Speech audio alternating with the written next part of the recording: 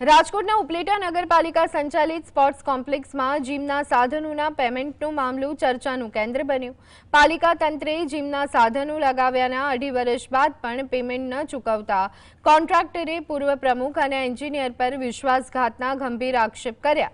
₹5 લાખના ખર્ચે સાધનો લગાવ્યા બાદ પેમેન્ટ ન ચૂકવતા હવે સત્તાધીશોએ સ્વખર્ચે જીમના સાધનો કાઢી અને લઈ જવા કહેવાયું છે અને ઘાટ કરતા ઘડામણ મોંઘી પડી તેવો ઘાટ સર્જાયો।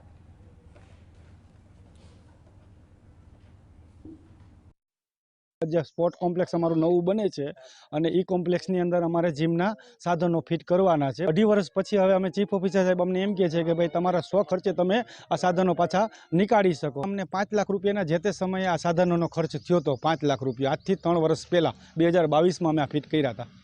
તો અત્યારે આ સાધનની વેલ્યુ ગણવા જાય તો 8-9 લાખ રૂપિયો થાય અને અત્યારે અમે ખર્ચો નીકાળવા માટે અમારે 70,000 રૂપિયો જશે આ બધા સાધનોને કાઢવા માટે।